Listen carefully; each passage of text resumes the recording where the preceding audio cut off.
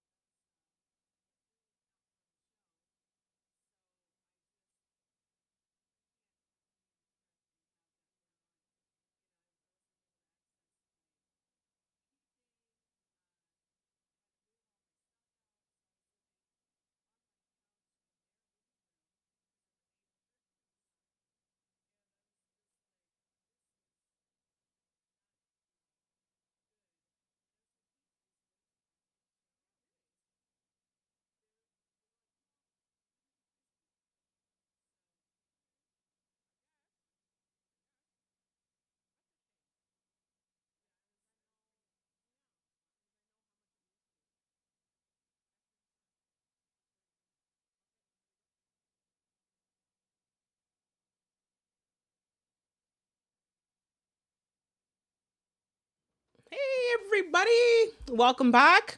My name is Crystal, and this is the Starseeds and Lightworkers Collective. And here we are, and we have another amazing presentation for you this evening. We have a Miss Jessie Desmond here to present the work that she's doing on, there you go.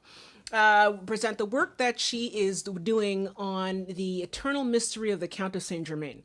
Now, I know that a lot of us have heard, anecdotes, little bits here and there. We've seen maybe the odd TV show or TV made for TV movie about this, and it's very interesting.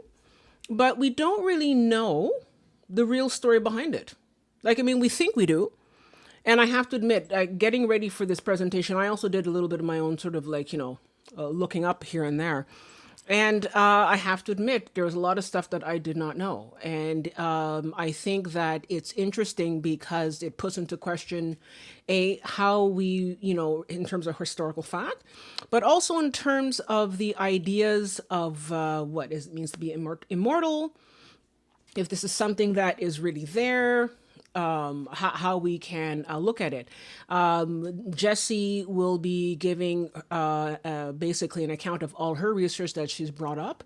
And I'm also going to put my own 2 cents in there in terms of some of the spiritual stuff that I also found out along the way. So I'll point to that later towards the end.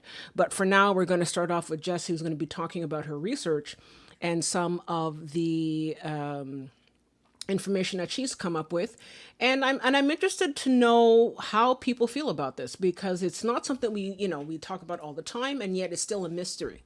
To be honest, I don't know if we've ever really sort of found any solution. It's like it's signed, sealed, and delivered in a box. Like it's still kind of out there, kind of nebulous. So I'm looking forward to your questions and your comments about this topic. So without further ado, Jessie, how are you doing? I'm doing pretty good. Yeah. Yeah, I've been working out a lot, working out and trying to figure out how to structure my time so I have more of it to dedicate for research. So yeah. Okay. But I guess, to get started with the Count Saint Germain stuff, I need to give a shout out to the very first person who I learned about the Count from, and it's Tom Sleman. And this is a copy of his book. I actually have a hardcover copy somewhere. This is called Strange But True, and it's a collection of historical mysteries. And chapter 1 is the Count of Saint Germain, the real Doctor Who. Oh, of course. So this book came out in 1998, and that's when I picked up my first copy of it. And I love it. It was like a bunch of all these historical stories. There's one about Bruce Lee and all kinds of stuff. But the very first one, I reread that about maybe like 6 times in like over a weekend. And it just... Sorry, is there a static? I don't know. I'm just literally my technician here. Is there a static that I'm not really? No. Okay. Sorry. I don't hear that. Yeah. No, okay. Great. Sorry. Please continue. Sorry.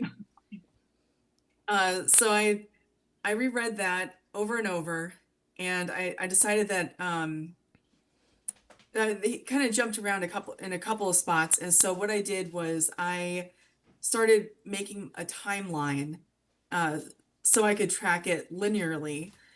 And that's what really got me started. And being the late 90s, I went to Netscape or something, and Okay. Alta Vista or Wow, something. Netscape. That's great. And searched for him, and I found his website, which really hasn't changed too much since then. And I sent him an email about it, and he replied back and gave me a little more information about it. So then I started looking into things. And that's really when it started. So this has been like a really long journey for me. Okay. I Wow. guess it's almost 30 years. Wow. My God. And you wrote to him back in the day of Netscape, and you got an answer back. Those were the good old days, Those were the good old days when you could really get information from people and write to them. So that was pretty cool. So he gone ahead and done most of that research as well back then? Like how was it? How did he get to that part?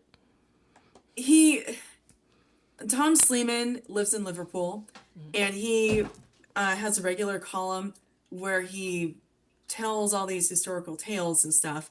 And he really likes ghost stories, and he likes mysteries and all that.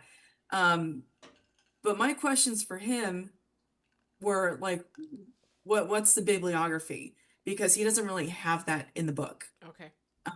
And that was so one of my big things, since I have a history degree, is to create a bibliography that anyone could use. So all my books are right behind me. So I have a copy of Isabel uh, Oakley Cooper's book here that's falling apart. It's a pretty old copy. Okay. And then this doesn't have a cover on it, but this is uh Count Saint Germain. It's by Jean Overton, what's her last name? Fuller.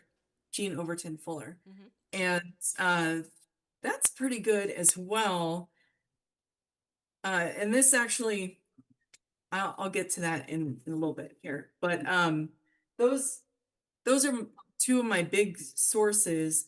And what I do is I go through all of these books and I look for little clues. Like um, he spent a lot of time in the court of King Louis and Madame de Pompadour. And so I look for historical records from them and people that they're associating with and people who knew him and stuff like that. And so he gets mentioned in a lot of people's memoirs and diaries and all these kind of things. And uh,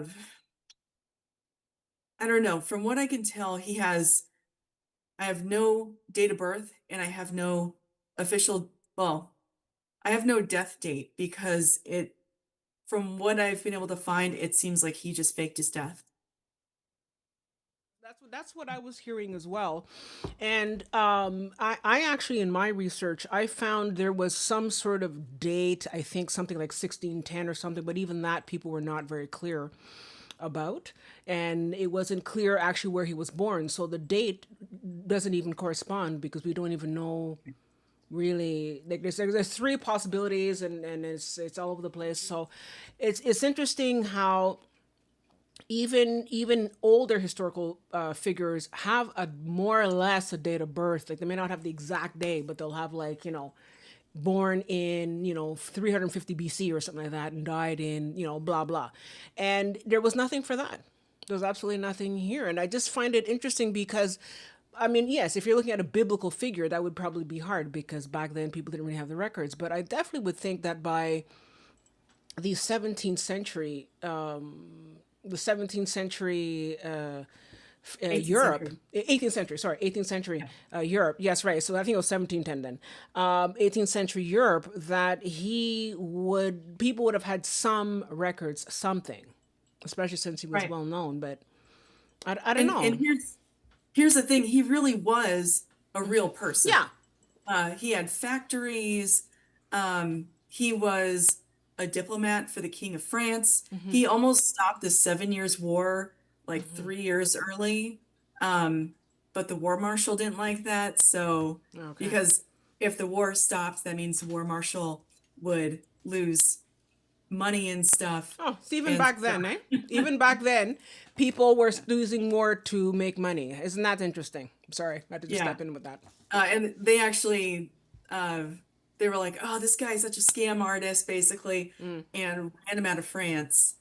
Um, but he has like so many connections, and he's such an interesting figure because he didn't just do one or two things. He was just like all over the board, and it's just some of the things just are so strange. Like whenever someone is talking about the counts, uh, they always there's like a range of like he's in his 40s to maybe early 50s, Yeah. and it's just that kind of age range, and it does seem to be a little younger if it's a woman saying it, and it's a little older if a man is. That's very Um, interesting, eh? So he does that to yeah, get the ladies. But I just wanted to know if we could maybe, for example, start with the supposed place of where he was born, and work our way through and see how along that path, where we're coming from. In your research, maybe it's different from what I had, but in your research, where could he possibly have been born, and time period, maybe?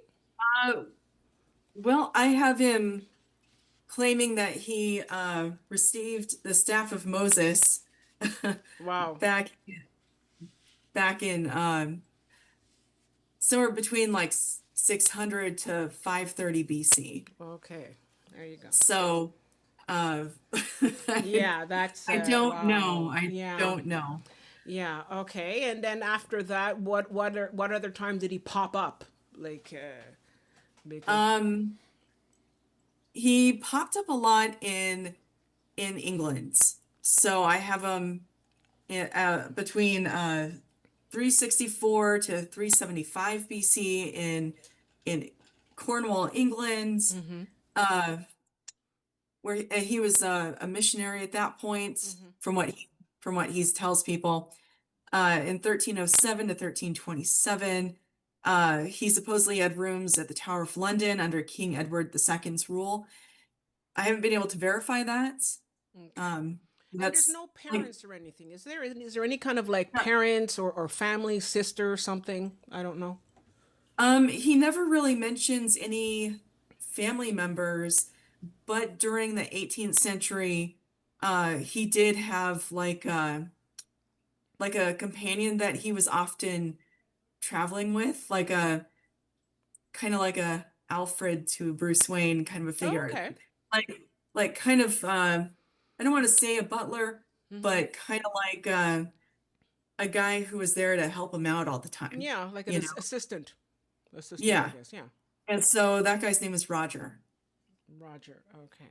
And does he, by any chance, does Roger by any chance have a date of birth or anything, or does he also disappear into a puff of smoke? I haven't been able to find a whole bunch of information on him. Hmm.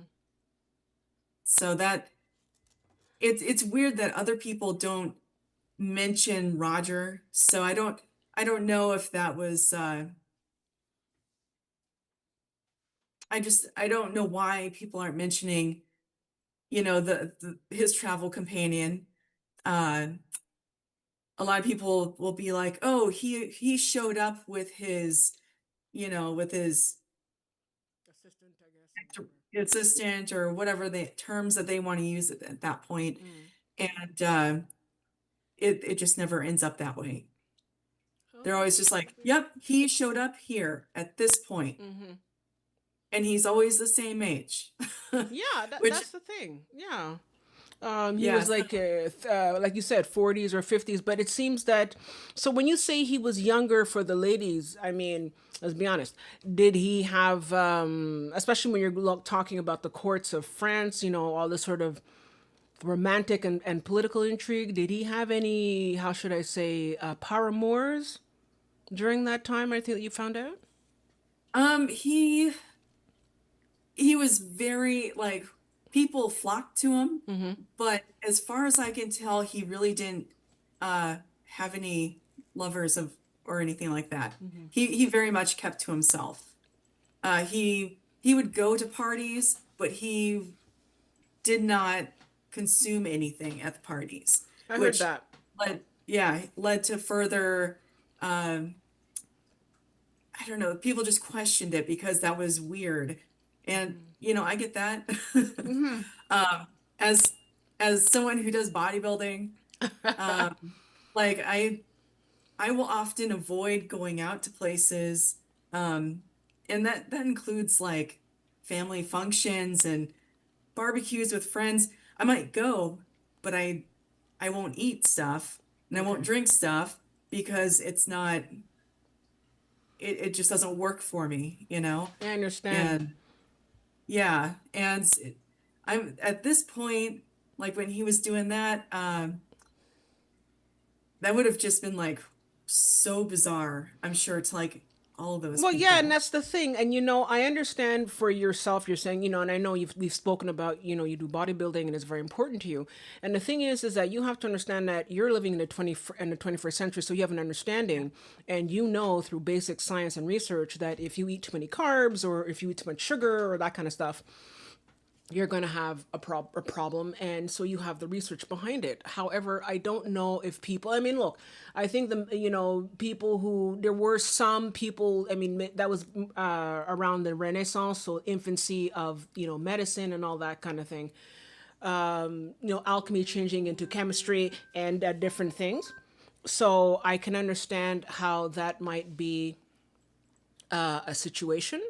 However, still, I think that I don't know if people went around in the 18th century and said, "Oh, I have to watch my carbs."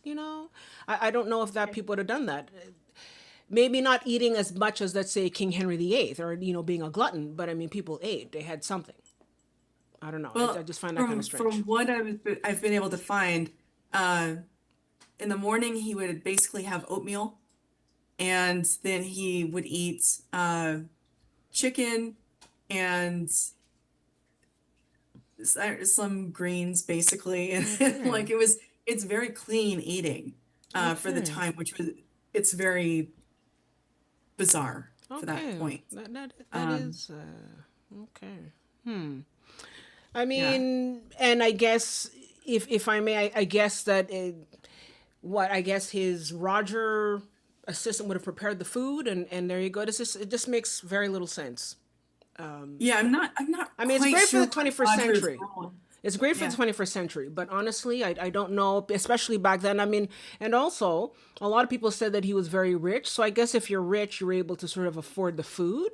But even so, nutrition wasn't always the best. And I don't know. This is very strange. Like, I mean, the more we talk about it, the stranger it gets. I don't know.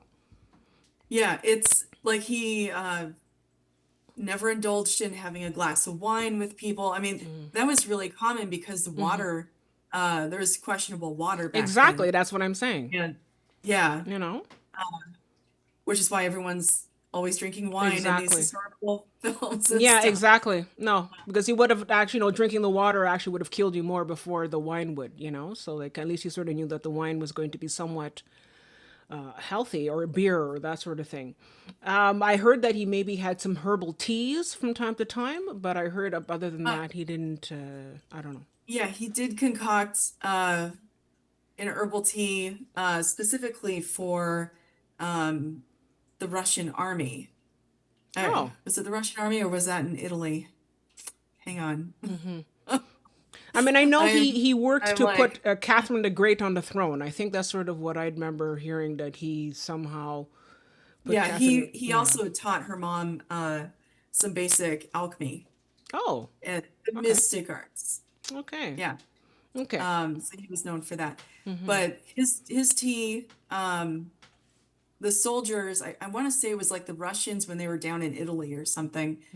Uh, they were starting to get like scurvy and stuff, and they didn't understand why. So he had like this orange tea that had spices in it and stuff. Okay. Um, and I think he also used senna leaves to make them, that is a laxative, it's a natural laxative. So Yeah.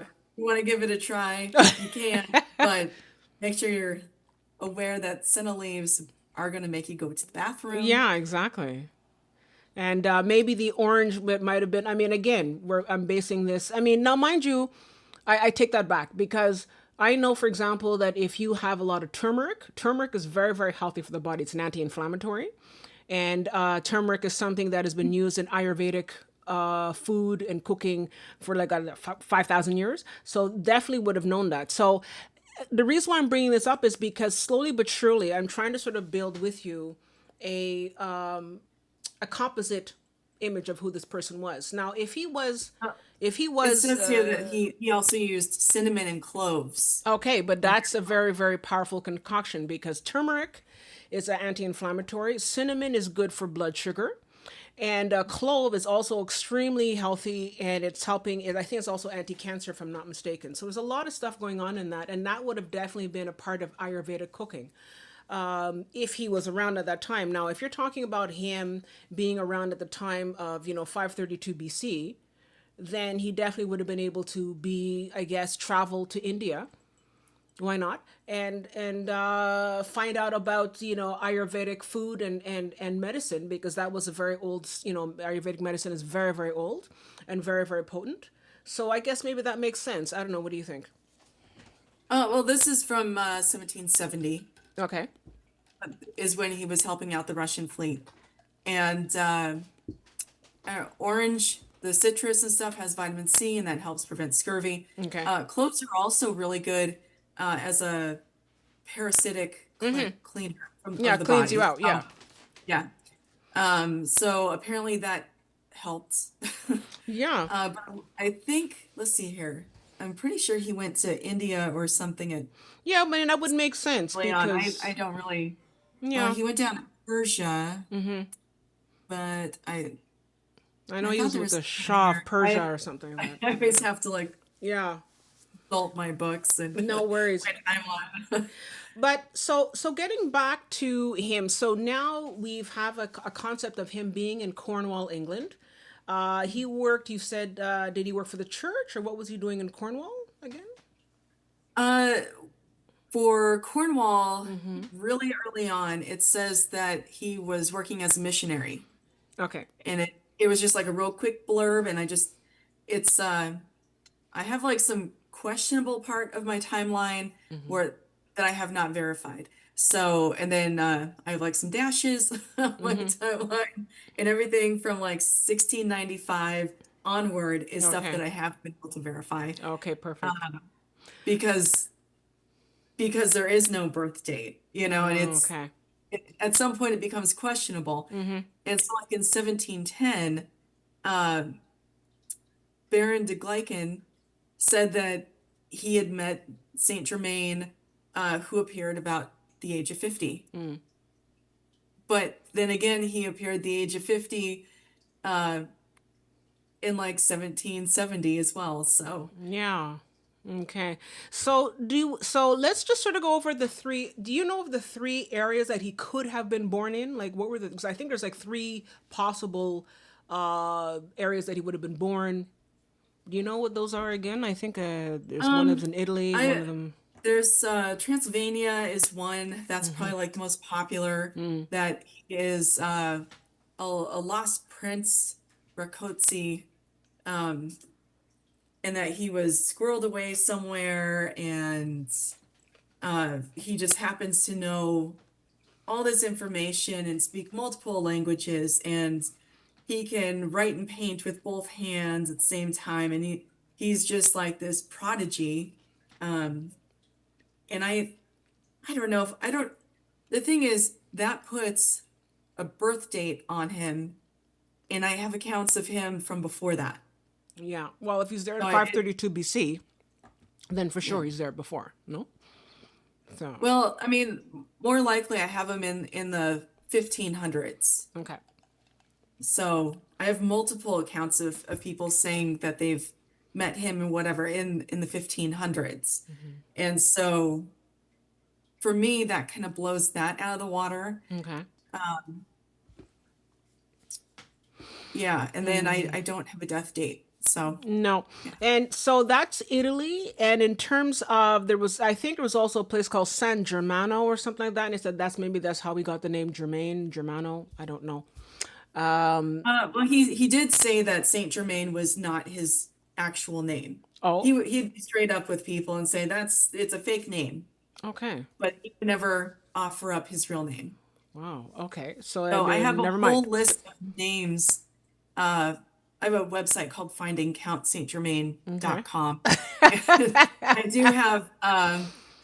I So do have like a dossier, really? and And what are some yeah, of the more interesting names that he's been calling himself? What are some of the like the top five or top 5 or 7 doozies that he's called himself? okay. Well, when he was being chased out of France for trying to stop the Seven Years' War 3 years early, he escaped by using the name Saint Noel, um, which I thought was kind of funny because it's kind of like calling yourself Santa Claus. Um, there's a number of times where he used the name Well Done, or there's like a variation of spelling, so it's literally like Welldone, well done, or Weldon, like Weldon. Uh, there's one that has like a U in there. There's one that has an R thrown in, like Weldorn. Um, but that seemed to be a real reoccurring name that he used. Uh, he used other people's names a lot. He's used, let's see, what's a good one? Simon Wolf, which Okay. is kind of an interesting name. He also went by Dennis S.M., like it was Mm-hmm. S. dot M. Okay. And don't know, I don't know a whole bunch about those names. I can't really find a whole bunch of stuff. Um, Hmm. Okay. there's a whole list on there if anyone wants to Yeah. go check it Yeah. out. Sure. We'll have to put the website down and the information at the bottom. Now, moving forward though, so we have a little bit of what he did in the UK, so in England. Now, I sense that he had a lot more presence in France and I think also Venice as well. If I'm not mistaken, he was also in like Venice or Uh, something. he was in he was in Venice. He had a big presence in Germany and also like around The Hague, the Netherlands area. Mm-hmm. Uh, just just kind of in that central uh, portion of Europe, basically. Okay. And was he in Venice first and then France or the opposite? Where did he start off first? Like so I know you said Germany and all that, but Um, because I think Madame de I don't know some woman somewhere saw him and said, "Yeah, he looked 50 and I'd only seen him like 40 years ago and he still looked the same." yeah, it kind of at the end of the 17th century. So I'm taking that as like 1695 to about 1700. Okay. He was living in Venice, and that was according to Countess de Gurgey, which is probably what you're talking about. Yeah. But then after that, uh, he was arrested in Vienna. Uh, in 1710, he was back in Venice. 1712, he owned a castle called Ubergen Castle, um, which let's see here, is outside a town called I think it's Nijmegen.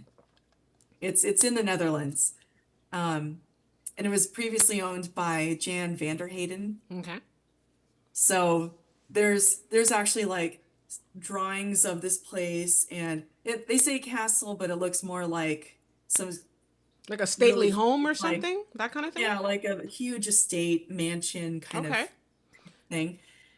And So that's he kind ended up of rebuilding. yeah, but that's kind of interesting. So he was Yeah, in this stately home. So there yeah. must have been some people must have seen him because I mean people must have been there. I don't know if he would have ran the whole place himself. He must. I'm sure he had Roger or somebody. Like did there any accounts of any kind of servants or anything that might have been a part of that whole estate? No. No, and I'm wondering if maybe they were just like, oh, those people aren't important. We're not going to write anything about them. Okay. And maybe that was the case. Um, I know that I know that there's an account of him being seen during the regency of Philippe d'Orleans, which was the Marquis de Montferrat. Okay. I I am really bad with foreign names and stuff, so if I'm butchering No anything, worries. like No I know worries. it. I know that I am. So We do our best. um yeah, he seems to travel a whole bunch. Yeah. So he obviously had homes in Venice and in France and the Netherlands and stuff that he could just kind of circulate to because he's always Okay. like yeah, like people are like, oh yeah, he came down to Venice. Oh, then he was in Germany. Oh, and then he was here. And so he he knows people and he's constantly traveling. But he's also um like he's really into to dyes and stuff and chemicals. Okay. So he had factories for that kind of thing. And he was also really into textiles. And what he wanted to do was make like a synthetic linen and start mass producing that. And what he wanted to do was kind of like do this early industrialization that he was trying to get France on board with. Okay. And they just kept fighting back, kept fighting back. No, we're gonna go fight the British some more.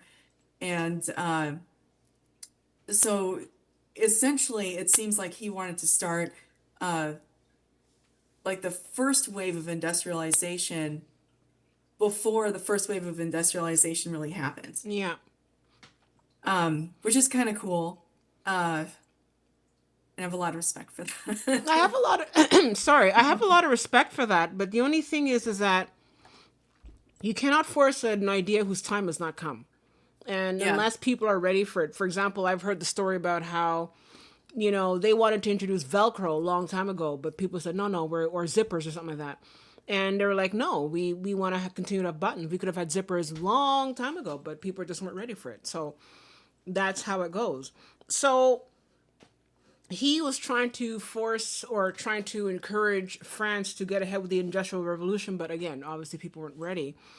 But when he was there, who did he first meet in terms of the court? Like I think that he was in the court for quite a while in France. No. Um, yeah, it seems like he's been in and out of various courts. I mean, just early on, he just kind of shows up and he's like, "Oh yeah, I'm going to court." And he goes and he meets with like the heads of state and stuff. And I mean, in today's society, that's unheard of, Yeah. pretty much. And I don't know how secure everything was back then. You would imagine that there'd be some sort of security or something, but this guy's showing up with like diamonds and jewels on his person, Yeah. and he's very intelligent. He I want to say he could speak like 10 or 12 different languages or That's something that's like what I'd that. heard as well. I'd heard that he had speak so many languages. But you're saying it's interesting. You're saying, well, how come people just let this guy in? But if he didn't look like a ruffian, he looked good, and he had Yeah, buckle he like diamonds on his shoes and all that kind of stuff. So I think people see that they're like, ooh, they're very very much impressed. But I think he got around enough that people knew of him because if yeah. you're in the court of France or in the court in England or whatever, everybody walks. Everybody sort of makes their way around, so everybody knows everybody. Yeah, and he also was a musician. Okay. And of course, like music at that point was a little different than it is now, in the way that people came across new music. But what would happen is you'd have like uh, some little ditty, I guess, and you get like a half a page or a full page of music printed out with like in like some sort of pamphlet, and that could then be taken all over the place. And so he wrote music and he wrote some operas and stuff like that. And but the music that he'd write would essentially be like pop music of his day, Okay. because that was the a new popular little tune that people could learn how to play, or people could sing along with it or something like that. And I don't think he would be like the most popular, but they did say that he was a rival for Handel Oh, really? Okay. Well, musically. Yeah. what I'd heard is that he was a very very accomplished violinist. He was a very very Yeah, accomplished and he could also violinist. play like harpsichord. Exactly. So he had I have this vision of him at like some party at Versailles and playing harpsichord or playing music, and he was a very very accomplished violinist, and that he was able to play in a way that a lot of people said, my God, like how does somebody play like that? So I wonder if he ever managed to meet up with Mozart. That would have been interesting, the two of them having like a playoff. But in the court, if I understand correctly, he was in the court. Did he ever meet the king? I don't know if he ever met King Louis. Did he? Because I know he met other people, Yeah, but King he Louis? he had rooms at Versailles. Okay. Yeah. Which a lot of people were not thrilled about, but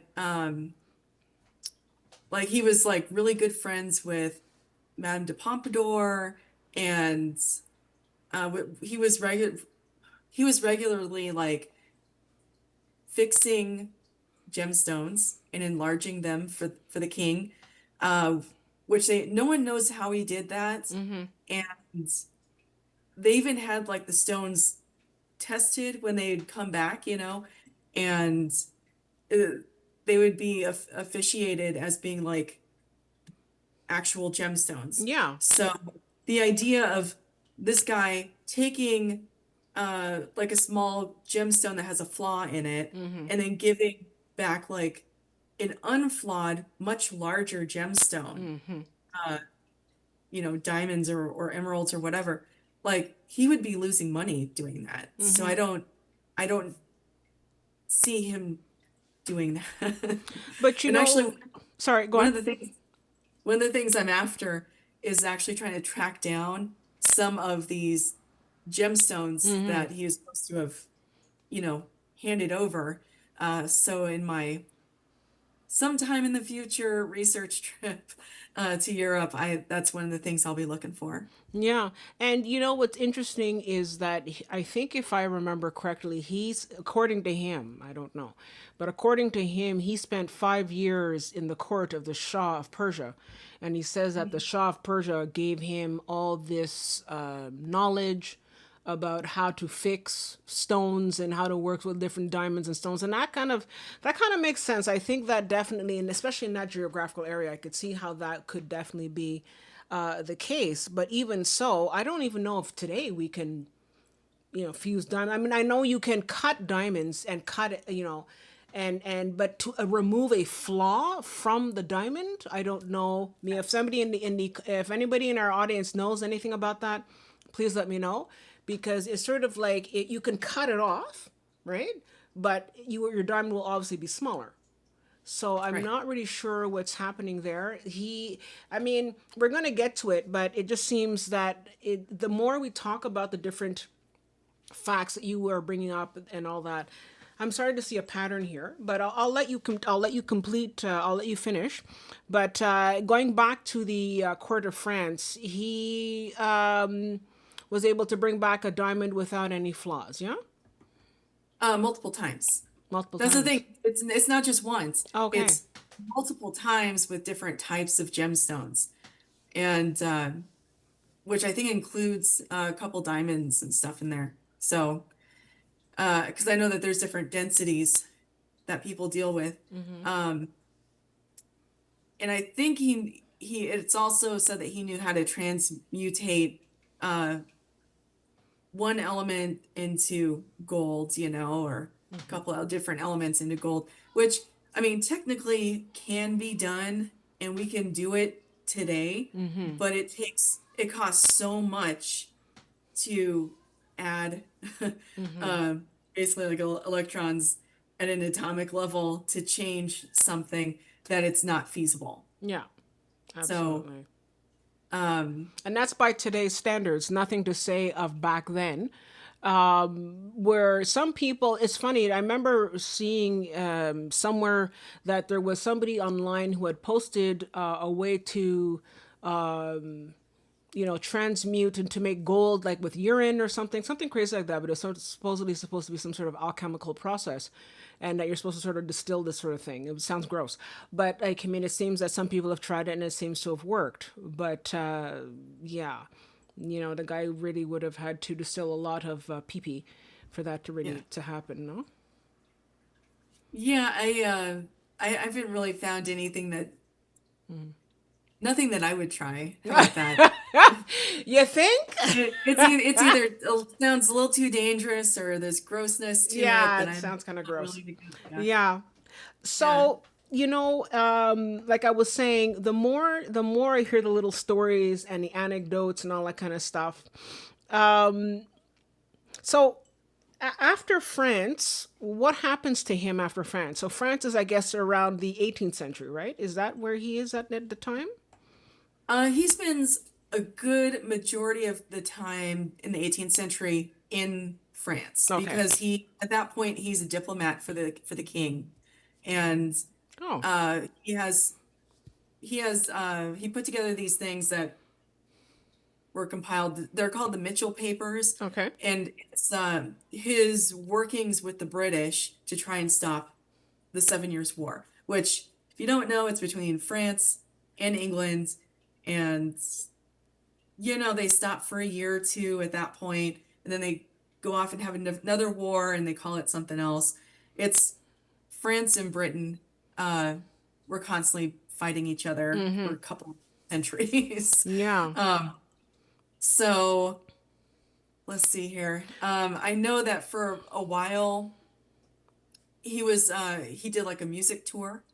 So let's see here. I actually have a copy of some of his music. I think Manly Hall. Oh, Manly P. Hall took recorded Oh his no, music. Oh, okay. this has a preface by Manly Hall. Okay. So this is the Philosophical Research Society.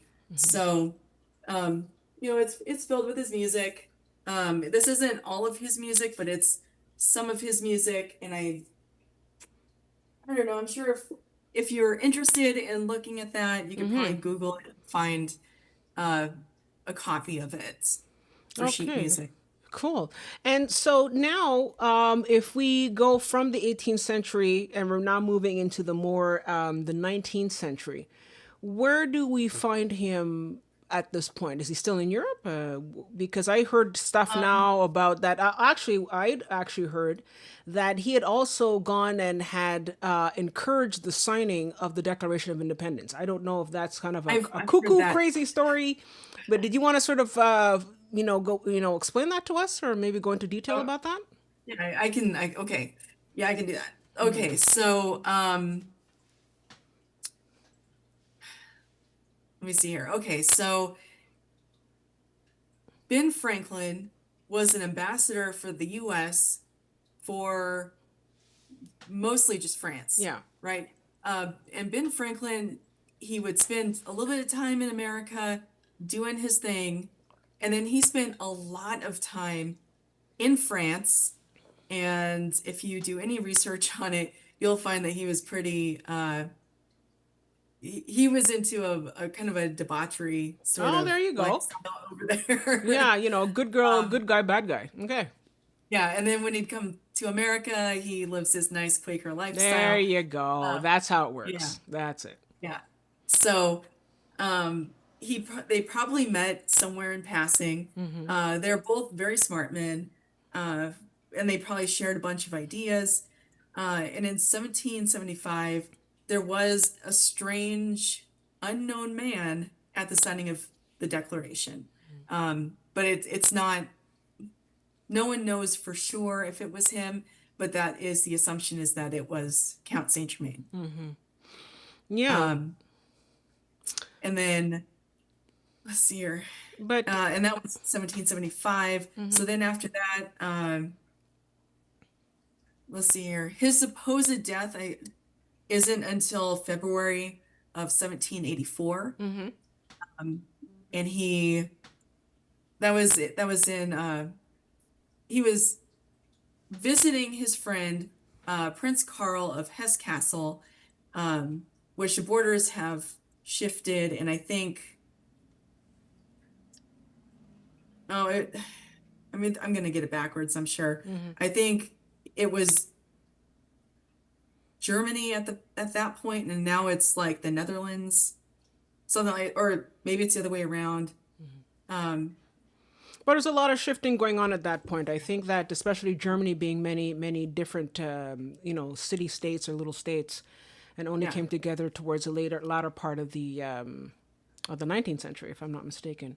So that Yeah. makes sense. But so So because I'd heard that he had a supposed death in 1784, and that a yeah. year later he ran into some woman, I can't remember who or someone, and he was there, and people were like, what's happening? Like, I thought you died, because people actually attended his funeral. And that's the thing. It's Well, not like it was like, okay, some guy off the corner said, okay, the guy died. The people actually attended his funeral, and then he shows up again a year later. How about that? yeah, from what I can tell, he had like one of his best friends was Madame de Adamar, and she was one of the ladies around like Madame de Pompadour. Um, I don't, I forgot, I keep forgetting like the terms. Mm-hmm. Uh, like a handmaiden or I don't know, Okay, something. so yeah. Yeah, she was just one of those uh groupies. I have it in my brain as like kind of being a groupie. Mm-hmm. And I can I find it in this book? No, of course not. But Um, but okay, so mm-hmm.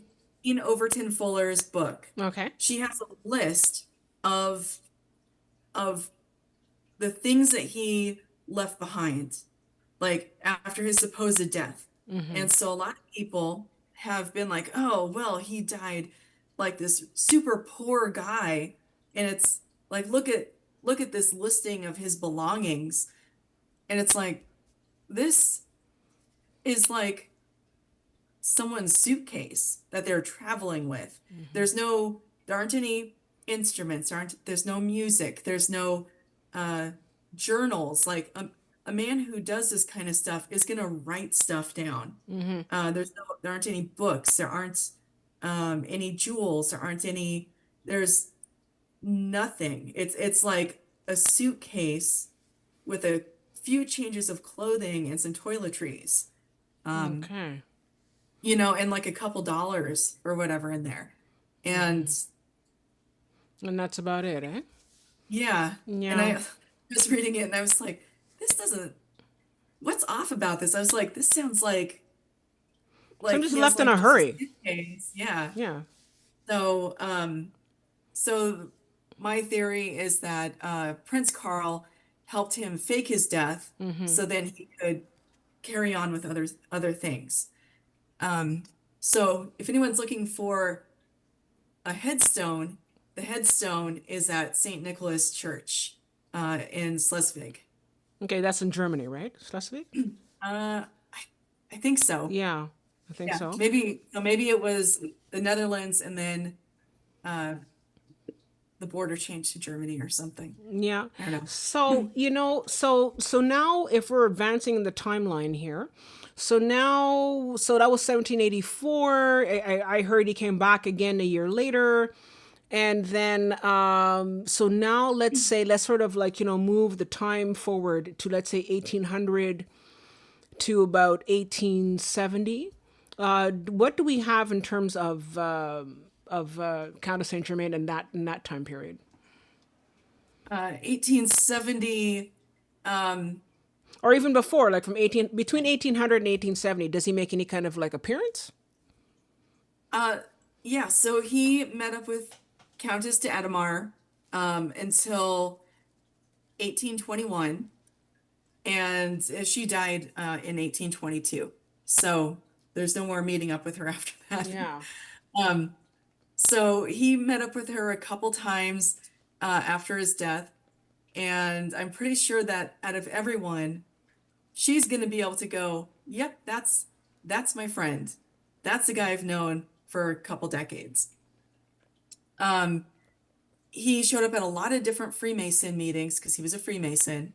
In 1870, um, Napoleon III was in charge of France, and he he was really interested in these stories about the Count that he kept hearing about. So he had a special commission put together to start collecting all kinds of data. Um, and then there was like a mysterious fire that happened, and all of it was burnt up in Okay, there fire. you go. Yeah, so erase the evidence, as it were. Yeah. Right. But it did, like, he started that commission in 1870, and that fire didn't happen until 1871. Okay. So uh, there was, that would allow for quite a bit of time for collecting stuff, Okay. whatever stuff it happened to be. Um, But did yeah. anybody talk about it? But did anybody talk and say, yes, this is what we're working on, and we're going to collect stuff, and this is what we found so far? Because you don't just sort of, do research and then, boom, lay it down. Like, I mean, I assume they'd have like some stuff that they were collecting over the time before the big fire. So was there any I kind of, I have not looked into that yet. That's I have a lot of loose ends, and so that is one of my loose ends that I have to get to. Okay. Yeah. So one of the things that I think, and this is where it starts to get a little bit strange because we do know that the Count Saint Germain actually existed. We've talked about it so far, that he was there and that people definitely claim him to be there and they've been talking about him. And now it starts to get a little bit weird because when I was looking at it as well, what I'd heard was that, especially towards, I guess, 1870s, 1880s, at this point, you have a Madame Blavatsky who had started, with Mr. Alcott, had started the Theosophical Society. And in the Theosophical Society, they talked about many different historical figures, and especially the so-called ascended masters. And so they talked about many different ascended masters. And I think that this is where it's going to start to get a little bit interesting because we're going from the facts of what, Jesse's talking about. And now we're sort of moving into a bit more of the esoteric and the so-called new age aspect of what this is. And I found it kind of weird because I remember thinking, is there really an actual point by which this real person who existed has now become associated with the new age? And I'm going to get to it, but it's just sort of just kind of weird how that happened. And so from what I'd heard in my research is that Madame Blavatsky and her crew had met up with Saint Germain. Now, I assume that she knew of, I mean, I don't know the full story behind it, but I assume that she knew of the so-called mystery because he was a mystery back then. So it's not like we're looking at it now from the 20th, 21st century and say, oh my God, what a mystery this guy is. No. People then knew what a mysterious guy he was. So I assume Madame Blavatsky, being the type of person she was and into mysteries herself, would have known that this guy was a mystery. And there seems to be a photo, and I don't have access to the photo right now, but you can Google it.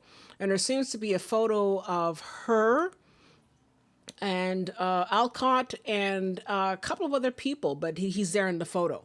Now, we don't know if the photo is real or not. It's hard to sort of tell. But supposedly she's saying that he is in this photo and just magical mystery tour. He's just there and no real lead up. Is if I'd heard something about like, okay, well, he was a part of her Theosophical Society, and anybody, if they want in the audience, if you want to correct me, but if he was a part of the Theosophical Society and all of a sudden they took a picture with him, that'd be one thing. But it's just like poof, there he is. I don't know. Do you know anything about I him appearing in your research?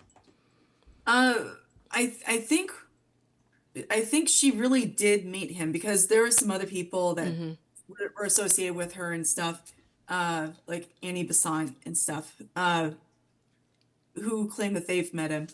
And I think she really did meet him, but Okay. I think the person in that photo is not him. No. What I can tell, I have only found, oh, and I do have that photo that you're talking about Okay. on my website. Okay. Um, but I have only two portraits of the man that were made during during the 18th century. So I know for sure that they were of him. Um, One is really famous. It's, let me, let's see here. Yeah. There's that one. Sorry, That's an it engraving. looks like this. Yeah. That's a copper engraving that was made uh, while he was residing at Versailles. And there's also, you know, you start doing research and you start looking at auction sites and all kinds of things for whatever you can find. And I found a little portrait of him from the 18th century. And I have a picture of it because I couldn't purchase it. Uh, and I have that on my website so you can see that little portrait. It's a square thing and it has like an oval of him, but it's very stylized. Okay. A lot of those portraits of the time, uh, they had a certain look to them. Uh, they would even out one's flaws, Yeah. so to say. Exactly. No, for sure. And So it just kind of looks like a random 18th century guy, Yeah, basically. exactly. Um, so there, it's hard to tell. But it would make sense for him to not want to you see, like you said, a lot of times, a lot of historical figures would have paintings made of them. And what you're starting to see now is what's interesting is with AI, a lot of people are starting to do like based on bone structure. They're starting to be able to create real, lifelikes of what the person would have looked like. And a lot of the historical figures that we know of in their past, in our history, a lot of them didn't look the way we think they did because, like you said, they would have raised the flaws. They would have made them look much better. Yeah, That being said, it makes sense to, let's say, have someone do an engraving or a painting of you because it's hard to really sort of get an actual likeness. Now, the thing with photography is the camera doesn't lie. So if I was the Count of Saint Germain, I wouldn't want my picture taken either, because then now you're able to have actual photographic proof. Look, I took a photo of this guy in 1880, and here we are in 1920, and he looks the same. What's happening? You know, so well, that would I that would also make think sense to that me. I also think that her saying, "Oh yeah, I have the Count Saint Germain here. Look, I took a photo with him." Um, you know, no one knows if that's the real person or not. Yeah, Well, she does, but it's kind of, to me, it's almost like a lot of the spiritualist photos, like with the ectoplasm and stuff. yeah, You know, exactly. I know that that's gauze that you're Yeah, but faking. yeah, a lot of Um, those photos were really, faked. We know that by now. We know that a lot of those, and especially during that time, there was a spiritualist movement that was very, very big in the latter part of the 19th century, in the 1800s, and a lot of people were into it. So that's why Madame Blavatsky fit right in, because a lot of people were really into that, and like seances and like you said, ectoplasm and spirits and ghost photos and all that jazz.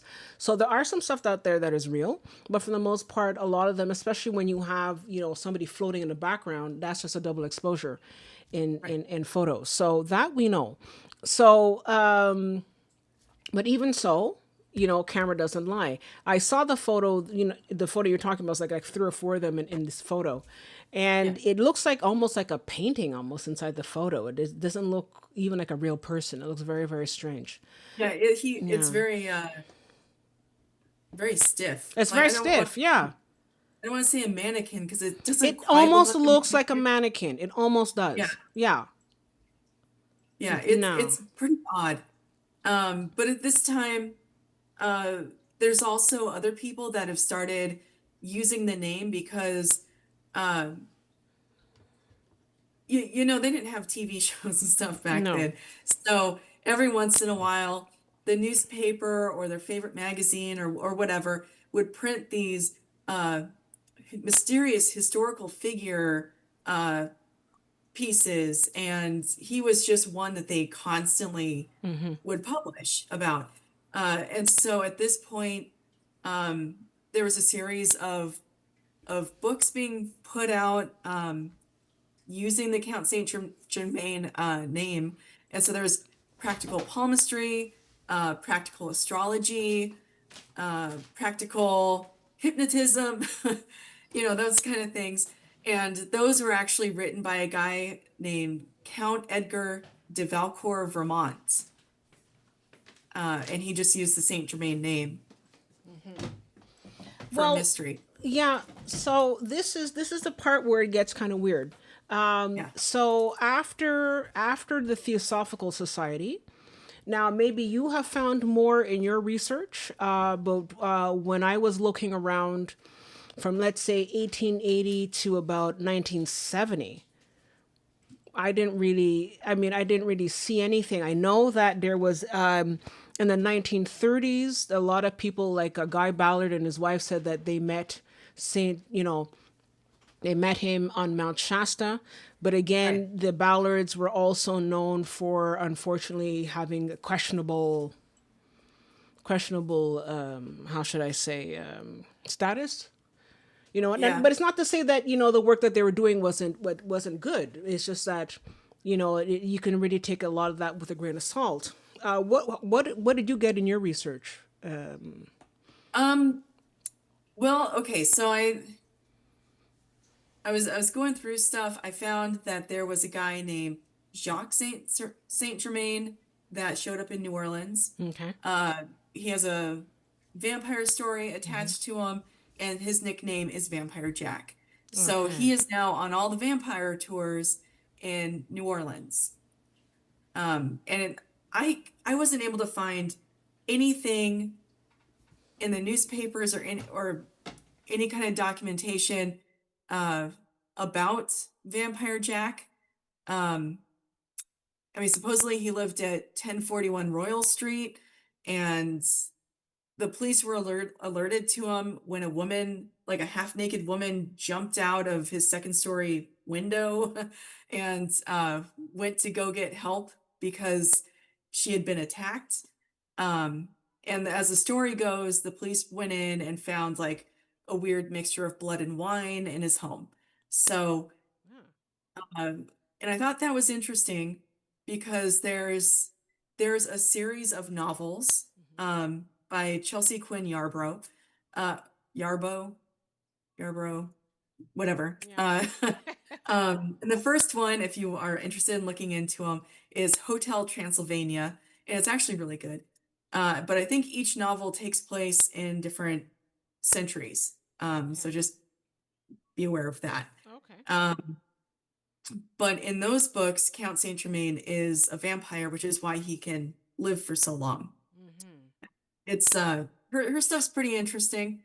Um, let's see here. According to Tom Sleman's book, he spent a little bit of time in Madagascar. Um, during 1914, there was also like a weird incident with a strange man that kind of fits the Count's description during World War One. Um, and let's see here, looking at my timeline, we have Masonic stuff. Let's see here, Masonic stuff. Uh, Tom Sleman, he still occasionally sends me emails and stuff, which is Okay, which is pretty kind of cool. cool. Yeah, he's on Twitter, so I get a lot of stuff from him on Twitter. Um, and he said that he had found something about him attending a 1966 Bilderberg conference in Oh, Hesse. Yeah. wow, that's interesting. And that sort of, but before we move forward, I have a question here from one of our members, Mr. Brian LaFaso. He is called and he wanted to ask a question about about the Count Saint Germain. So, Okay. Brian, did you want to ask your question?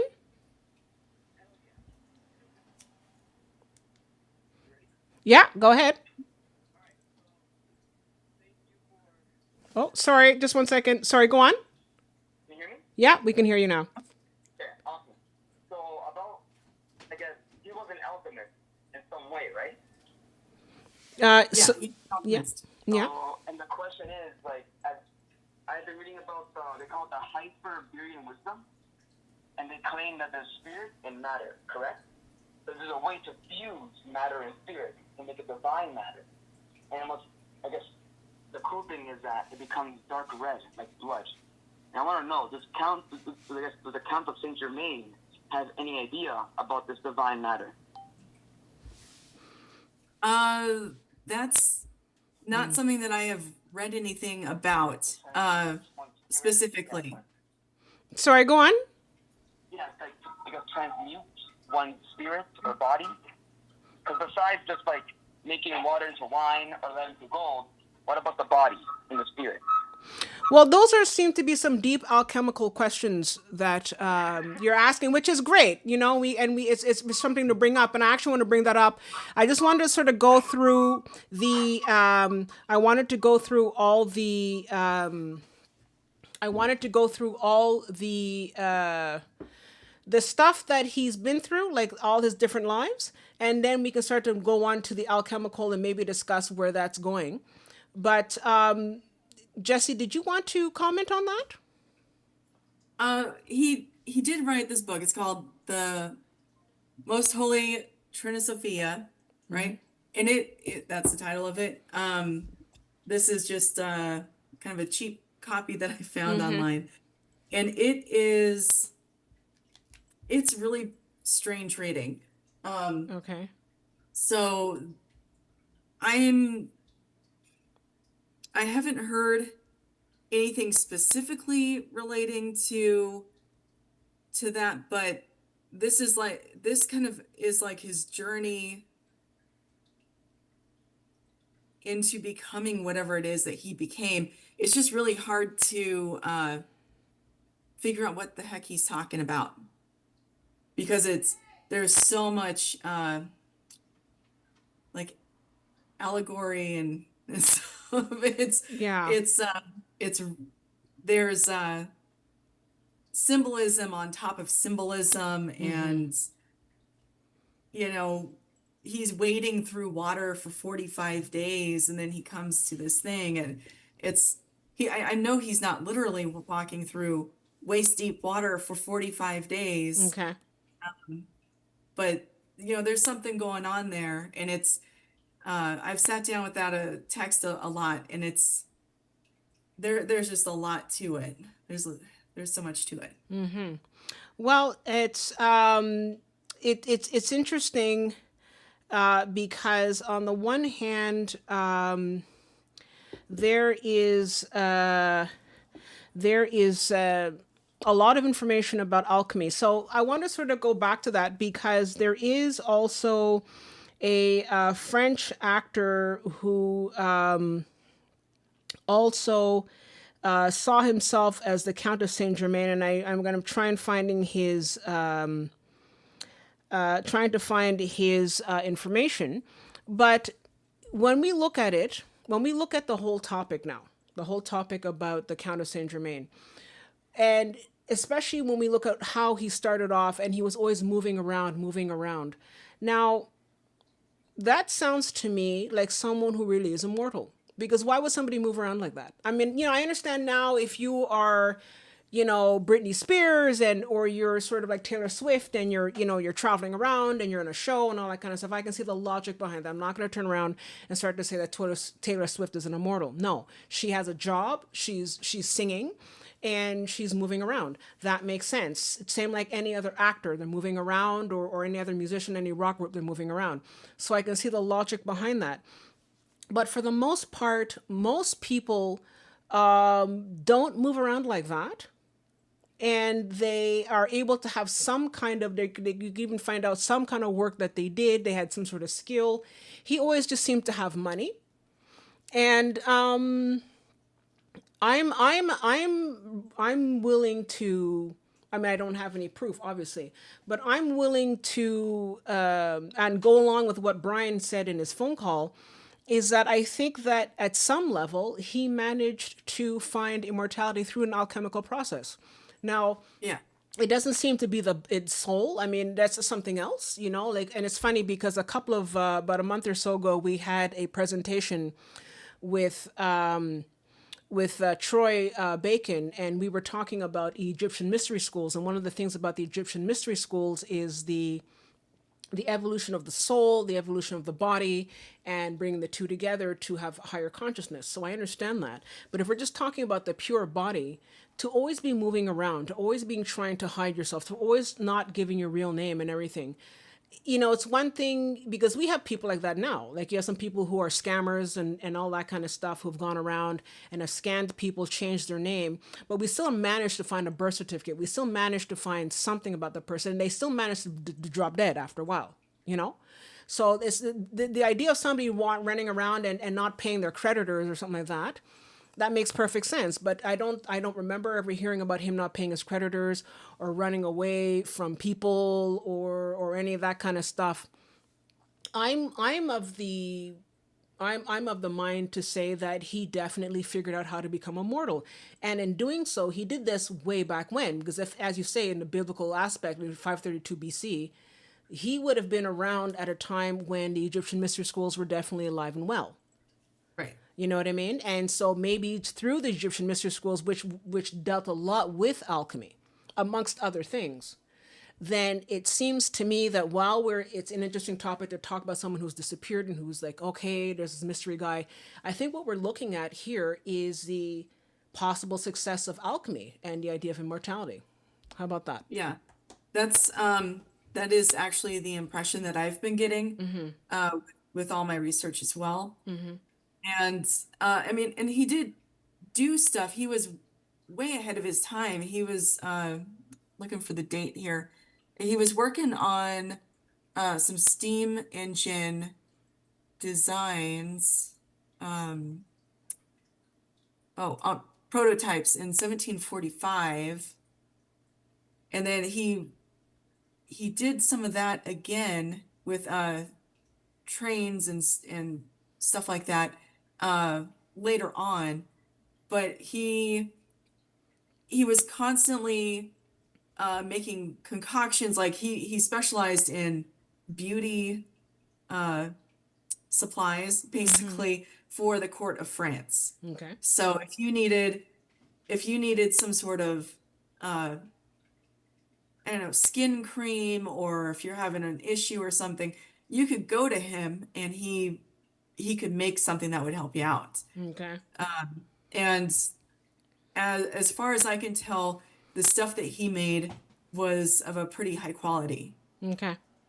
right? Yeah. And so he actually had some factories going on where he was making he's working with different chemicals, and because of that, he would probably be able to bring in whatever extra chemicals he would need for other work, Yeah. for alchemical work and stuff.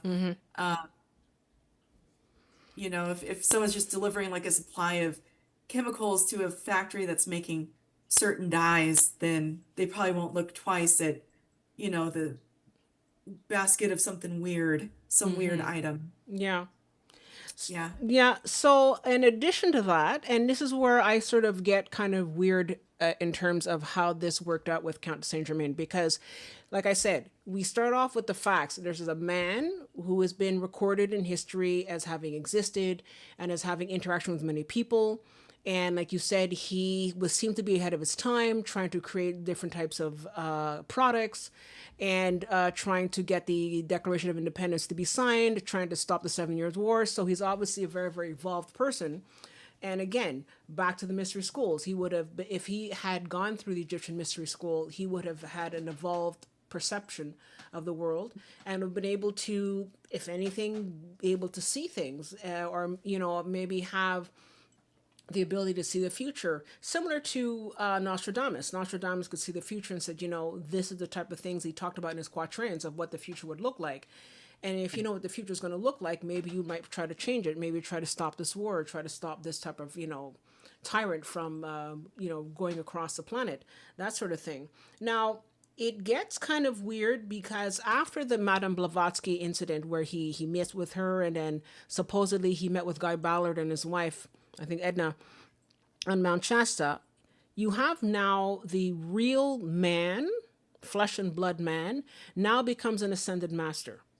And this is the part where I get I remember my mother being a part of the Summit Lighthouse, from Elizabeth Clare Prophet. Elizabeth Clare Prophet started with her husband, the Summit Lighthouse, and then after that, the Church of Universal Triumphant.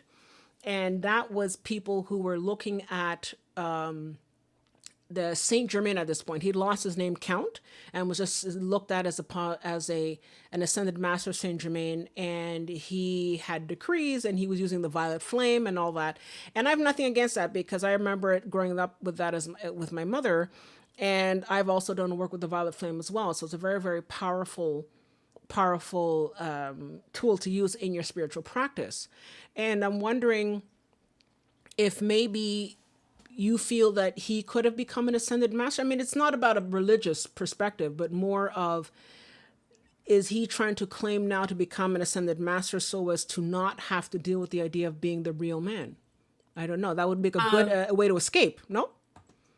I think that, I think that is a construct of someone else. Okay. Like, we're going to use this guy because people know him as this mysterious figure, Yeah. and they're kind of using his name, like, it's kind of like the guy who was writing like the palmistry book and the astronomy book and stuff. He could have just used his own name, Yeah. but he used this other name, and I think at some point it just turns into a name grab, Okay. because a lot of people do that. Uh, and in 1972, I think the actor you're talking about is Richard Yeah, Chanfrey.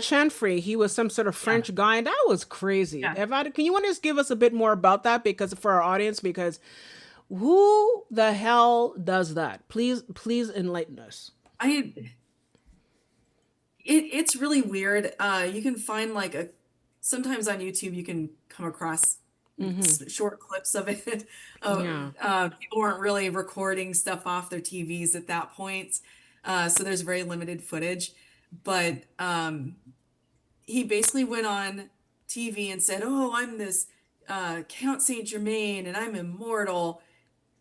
And he doesn't look anything like the description of Count Saint Germain, which there are plenty throughout history, uh, with black hair, and he has uh, like an aquiline nose, like a very hooked eagle nose. There's a bunch of different names for it, um, and he just kind of claimed, and it just kind of came out of nowhere, and Yeah. That's what I I don't found know. I kind of haven't. weird.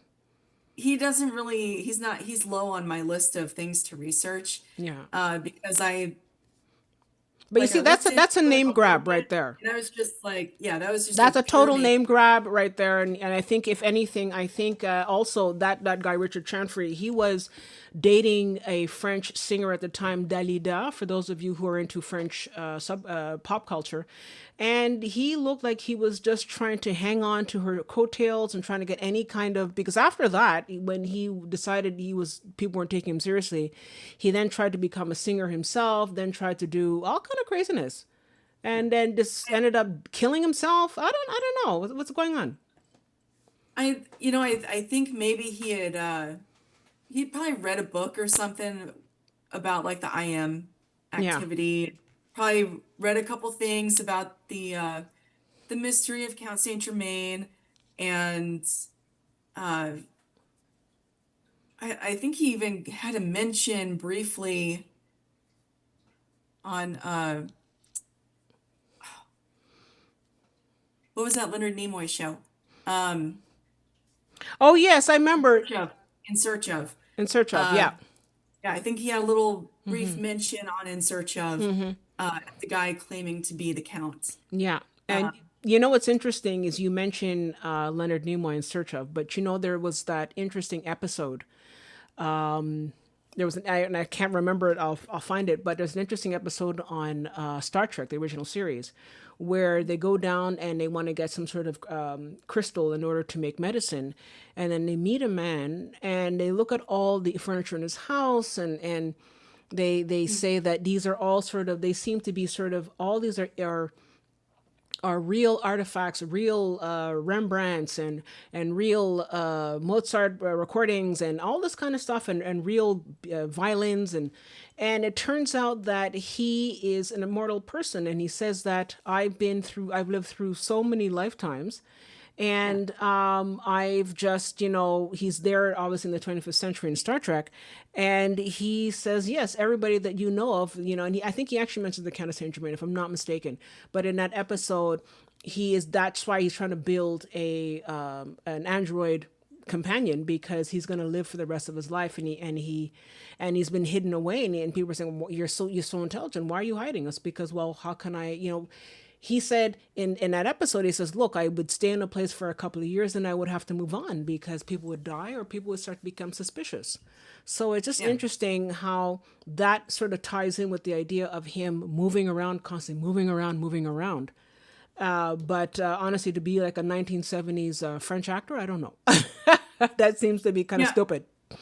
I'm quite the Trekkie actually, Yeah, so I know exactly what episode you're talking about. yeah, exactly. Um, yeah, I found that to be pretty interesting. I mean, it's Star Trek, so I can't put I can't include it in my research No, but I'm just unless saying it's it's like a interesting in pop that culture episode. mention or something. Um, but yeah, it's just interesting. Um, if we sorry, if we want to back up, I have like this one Yeah, really cool little thing. yeah. Uh, uh, like about 10 years ago or so, someone reached out to me and because they saw my site and sent me an email, and he said that his grandfather met a strange guy at Bohemian Grove, Okay. and it was during the 40s, and he couldn't recall if it was 42 or 45, but it was about the Manhattan Project, and he believes that it was Count Saint Germain going by the name Marcus Garman. Okay. So I thought that was interesting just because there's a lot of stories about Bohemian Grove. Mm-hmm. Uh, but, and this, that in particular kind of lines up with more of like the historical Count Saint Germain stuff because he seems to like putting his fingers uh, into like interesting government things going on. He Mm-hmm. doesn't aim to be president or king or he's not looking to rule anything, No, but but he he's interested can't though. Even in, if he wanted to, he can't because yeah, if you rule, then people are going to take right, interest in you're going to be where you're born, where you're going to die. No, right. that would not work. Yeah. And so, but he is very much interested in the inner workings, Okay. it seems like. So to me, that is very much a possibility that he could have been at Bohemian Grove. And I'm sure that someone out there is going to go, Bohemian Grove, Yeah, you know. exactly. That Star Trek episode was, by the way, Requiem for Methuselah, and so that's sort of that episode. So if you want to check that out, he talks about it. Also, in that episode, he talks about how he, as a man, he has many names, but he has been generals, he has been in different countries, has done this and that. So that's sort of just interesting how that ties in. But I wanted to sort of go back to the concept of why we really don't see him much anymore. Like he doesn't really interact. Like yeah, okay, so if he went to Bohemian Grove, but very few people are part of that. Whereas before he was an account, in the court of the French court, where he would have seen a lot more people. What happened? Why is he decided to become Requiem for Methuselah? What's happening there? Uh, from what I can tell, he kind of like He's pulled back. he kind of like comes out and he's like, "Hey, I'm a thing," and then he dies down a little bit and he's quiet, and then he pops back up and stuff. Um, so we might just be in kind of a lull kind of area, Okay. uh, low point in his timeline, and I don't know. He has been included in a lot of fiction lately. The Outlander series included Yeah, him. I saw that. Yeah, he's an Yeah. outlander. Yeah. And I want to say, man, I saw something else that had him in it too. And now that I'm thinking about it, I am totally spacing out on what that was. But Okay. he has popped up in a couple different things. Uh, I want to say there were some Marvel comics that he had little cameos in. Uh, But and yeah, um, just there's just like a couple things where he just shows up randomly, and it's like, oh, okay. okay. Yeah. So getting back to the idea of immortality. So if we have to look at that, if we're looking at that as an actual concept, did you by any chance come up with anybody else who might have also been immortal, or along your research, what he could have done to become immortal, or other people? Um, well, it sounds if you read if you read the Most Holy Trinity Sophia, uh, it sounds like there was a pretty grueling process to it. Um, I I believe when he started that process, he clearly states that he was in Italy and he went under a volcano where he waded through water. Okay. I don't, Okay. it's, but it was a very long uh, process and it just sounds really grueling. But then again, it's layered with all the symbolism and it's hard to figure out what exactly was going on. So, I mean, there is that. I would assume that if you are going to live a really long time, Yeah. you probably want some kind of person to help you out. So I'm guessing that Roger also knew about this or had gone through that process or something. But Roger doesn't really get a lot of mention in the historical documents. Okay. Wow. Well, I'm thinking right now that we are at a stage where, in terms of science, some people are saying that in the next, maybe 5 or 10 years, that people are starting to study, the telomeres, the human body, the telomeres, about how the telomeres are, basically a part of our DNA and that help us to live to a certain amount of time. And if we were able to decipher the secret of how to lengthen them, then we could ourselves also become immortal. And I'm wondering if that is something that we really should be playing with, because becoming immortal means that we change basically the nature of what we means to be human.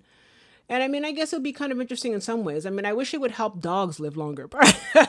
Personally, I would like to see my dog live longer than to see someone like Hitler have eternal life, that would make a lot more sense to me. But apart from that, I just find it interesting that we don't really hear much about any other person other than the Count of Saint Germain. I've never heard of, the Count of this or a woman or somebody else running around and being immortal. I don't know. Did you? Yeah, I haven't really come across that either. Let's see, I've heard the theory that he might be the wandering Jew. Yeah, what is that? The wandering Jew, when Jesus was like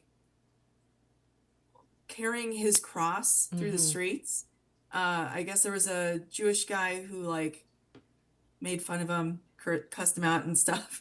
And then Jesus gave him this curse that he'd forever wander and not be able to settle. And so there's the story of the wandering Jew who can't die. Okay. So there's that. I think that came from Tom Sleman's book. Yeah, I mean, I'd heard about that, and it's just, I mean, look, from what we know about Jesus, I don't know if Jesus would do something like that. I don't know. It doesn't seem like he'd be the type of person to put curses on people. I don't think that was part of his MO. So I'm not really sure where that aspect comes into play. But I mean, it's something to consider, right? I mean, it's something to consider. I mean, I guess Jesus would have that kind of power, but seems he sort of says, turn the other cheek, but I'll make you immortal while I'm at it, Well, there's, not all the books were put into the Bible. There's a lot of books that were left out. It might have been written by a woman or something like that. And there is one, I think it's called the Book of Kid or Book of Children or something like that. It has something to do with kids, children, and it deals with Jesus growing up. And one of the things that he did was he got onto the roof of his house and he has his brother and his dad was like walking around or something and he said, "Hey dad, watch this," pushed his brother off. Oh no. And his brother died. Oh, and he comes down and he says, "Don't worry, I'll bring him back to life." And he brings him back to life. Wow, okay. Like, no, this is not. That's no good. No. Oh my God, that's crazy. That's absolutely nuts. Yeah. Can you imagine? Like, oh, let me just like, bring him back again. Yeah, no, that's just sort of like, Yeah. that's just plain freaky. Yeah. Time for zombie apocalypse there. But and do you feel in your research, when you were doing your research, did he talk a lot about his alchemy? Like this, I know he talked a little bit here and there, but what did he talk specifically about? Okay, I did this to become immortal, or I drank that, because I know we talked earlier at the beginning of the presentation about how he had clean living and clean eating, didn't really drink, all that. I But did he ever I actually know. mention, say, look, this is what I'm doing. This is what I'm doing alchemically in order to sustain or to become immortal? Well, I know that at one point, Sir Casanova visited him, and he said, "Oh yeah, come on into my laboratory and see what I'm working on." And he did this thing, and it was in Casanova's memoirs or diary or whatever, and he's like, I don't know what exactly it was he was doing, but uh he took some iron, or was it iron? I think it was iron, and put it into this thing, and he left it there for like an hour or two, and it came out and it was gold. And Wow. so he mentions the process, but it's never, Count Saint Germain never goes around the room in like the court of France and says, "Hey, by the way, the other day I made this elixir that, will make your hair blue, and here's how I did it." Okay. He never does that. Um, Instead, he likes to tell stories, like, "Oh, I met Horace Walpole this one time, and here's a story about it." And they'll be like, "What?" Like, that's kind of weird, you know. Yeah. He was arrested by Horace Walpole at Yeah, one he point. was. But He seems to get arrested a lot. he does seem to get arrested a lot. And the thing is that is he creating these crimes? Why is he being arrested? I know that he was chased out, maybe for, like you said, trying to stop the 7 Year War. But apart from that, why is he being arrested? What's going on? No. Um, he was arrested for looking Jewish and for being What? al an alchemist. Let's see here. Um, But because you. I mean, at this point, like the Inquisition is still going on, and so people are it's dying out, but it's still kind of going on at the beginning of the 18th century. Um, let's see here. I think he was arrested because there was like a change in power, and they thought that he was on the other side. Um, But I guess if you're a part of courtly life, people so, would get, it makes you more visible, it makes people sort of yeah. go after you or stuff like that.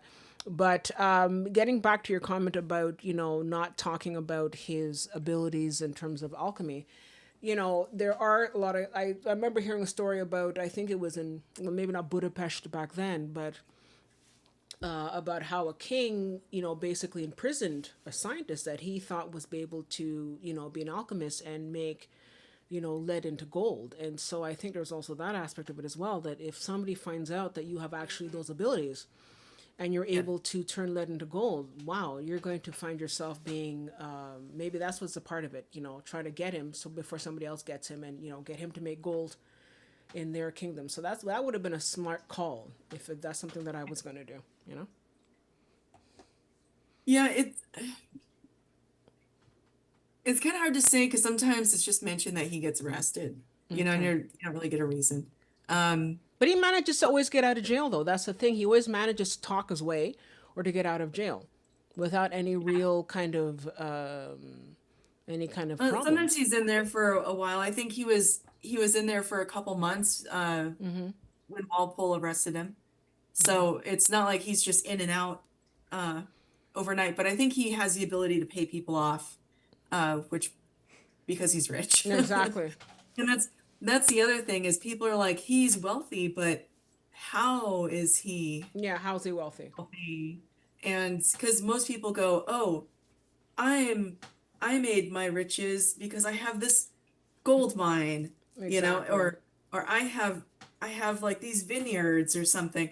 And part of their presentation was to explain where their wealth came from, you know, because it was a little bit of power. It gave him a little bit of power. You know, oh, if the king knows that I have this wine, he might come to me and buy that wine, which Exactly. increases my wealth, you know. Yeah, and especially you're standing at court, which was very important because it Yeah. wasn't just enough to have money, but it's also to have a certain amount of standing, especially in the French court, to be seen as being worthy of being in that court to begin with, which is probably why, like you were saying, people were very angry at him for being, sort of brought in and he passed over people's heads and Right. was able to get a place to stay in Versailles. But from what I heard, Versailles was quite filthy, so I don't think I would have been, you know, jealous about that. But if he managed to use alchemy to become immortal, I think that would be really this, and it's also you cannot give that secret up, right? Because again, people of power would probably. What would Hitler do? What would Hitler do, especially when he was in Germany? What would you think he would have done, or somebody else? Uh, well, And he wanted had to be immortal. You kidding? People would pay, sell their mom to have immortal life. That's the which one was the unfortunate thing. guy with the little round glasses? Was it Himmler? No, maybe. Uh, Himmler. Yeah, it was Himmler. Okay. He would have been the one, I think, to have really latched on to any kind of alchemy thing, for the Nazi party. Just throwing that out there. He seems like he would be that nerdy D&D guy kind of Yeah. guy. The crazy nerdy Yeah, D&D guy, but what's yeah, interesting is that the Hitler and his gang were very much into astrology. They were into yeah, all kind of magic, all kinds of esoteric topics. They were the kings of that, let me tell you. And yeah, if they had gotten their hands on any kind of elixir, yeah. whether it be for elixir of life or for any kind of transmutation of base metals into gold, what would the world be like then? So I think that that's probably why. Because I mean, I'd asked earlier before. I said, "What happened to him? He disappeared." But I mean, as much as he was able to sort of try and bring about new ideas, I almost pick up that he also had an ability to see the future. And if he could see the future and see that these kind of crazy crackheads were going to be coming into Europe, especially during the First World War and the Second World War, I would have kept a low profile as well. Because I mean, I definitely don't want that kind of information to get out there. So maybe I'm Well, answering my own question in that sense. yeah, and I think Himmler was in charge of a lot of the esoteric stuff, just in general for the Nazi Party, and then he helped spread it out within the Nazi Party as well. But Germain did have a couple different prophecies that he laid out. Like Okay. he oh, where's that one? Um, yeah, he predicted the Revolutionary War, and he was like, "You guys." He even tried to warn uh, Marie Antoinette and King Louis, who they didn't really trust him because they didn't have that history with him that the previous king had, and he was like, "You guys need to leave. You guys need to go. You're gonna, like things are gonna happen. You guys are gonna lose your heads or whatever." And we all know how that turned out. They didn't listen to him. Exactly. So he did Um, have. So then, I mean, I guess that does prove to a certain degree that he did have the ability to see through time, right? Kind of like Nostradamus. He was able to see because even Nostradamus talks about that. He sees all of that. And so, if he's able to see that, it's probably why, for example, he was trying to sort of get the industrial revolution going, or to make sure that the Declaration of Independence was signed. To sort of try and steer history into one direction or another. I don't know. and the mysterious man during World War One, he also kind of spewed out these prophetic verses and stuff. And he basically said, I know that there's something going on right now, like right now, but you know, coming up, uh, he was talking about a war in 1939 that's going to happen, and it's going to be much larger than World War One. And the soldiers who were holding this guy, and they called him a Frenchman. It was two Bavarian soldiers who captured this guy. And they were like, what is this guy talking about? Like, this is the war. Like, this is the Great War. That was supposed to Yeah. be the, for a lot of young newbies out there who are, under 20 or something like that. The First World War was supposed to be the war to end all wars. I guess not. No. Yeah, so yeah, he was he just kind of laid out like this crazy prophecy, and he was the way that that this one comes up, it almost sounds like he was just kind of crazy, almost captured. He was kind of going nuts, probably like high anxiety, and then just trying to get the heck out of Dodge Yeah. it was my feeling with reading it. And he kind of spewed all this information at these soldiers, and they were just like, maybe we should just let him go. Yeah. And that's pretty much what happened. He out crazied their crazy. um, Out crazy, they're crazy. I like that one. I'm gonna out crazy, you're crazy. But it's interesting because a lot of times we say, wouldn't it be nice if somebody could tell me the future so that I could prepare and do stuff like that?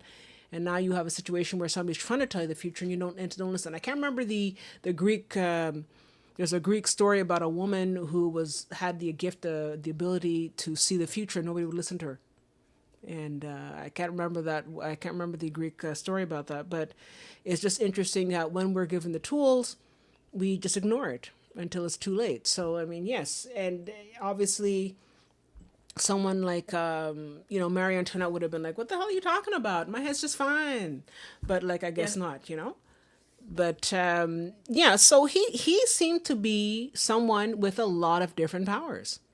And like Yeah. I keep saying, I don't know. I'd like to think I'm a bit of an intuitive myself. And it keeps going back to the idea he followed through with the Egyptian mystery schools. And I mean, maybe this is a big going out on a limb here, but maybe he was from Atlantis. I don't know. Like, I mean, who had a certain amount of power and lived through a lot of the different changes that came through time, because people in Atlantis supposedly would have been able to manipulate, different types of metals, would have been able to live longer lifespans, which I heard they did. And definitely before the Great Flood, it said, even in the Bible, that people had longer lifespans back then, and that he would have had a lot more knowledge and a lot of abilities that people would not have had after the flood, after the Great Flood. I don't know. How do you feel about that one? I don't know about the Atlantis stuff, to be honest. I don't know if anyone from Atlantis is still around. That's kind of I'm just not sure. Because it's really fascinating, but at the same time I'm like, that was a really long time ago. Yeah. And so I kind of Yeah, you hem and haw, but it's fine, because you know what? It's good to have both perspectives, because I know you're more of a sort of more of the science, more meat and potatoes, and I'm more of the fanciful one. But I definitely feel that he is someone that has walked through time, definitely. yeah, And he comes off as having that wisdom, the wisdom you know. after so Yeah. much time. If you walk Right, the planet, you sort of see what's going on. And also, similar to that episode, going back to that episode from Star Trek, A Requiem for Methuselah, one of the things that the character is talking about is, he said, I've seen so much war. I've seen so much war and killing, and I just, people are crazy, and I just wanted to sort of come to another planet and just live out my days quietly, because he said humans are just always at war and crazy and death and killing. And so if you've been around, imagine the kind of stuff that you might have seen all that time. So that would make sense to me. And I don't know if he's on another planet right now, but I definitely feel that if I'd had that amount of lifetime, I definitely would have wanted to get as far away from humanity, especially now with all the crazy going on.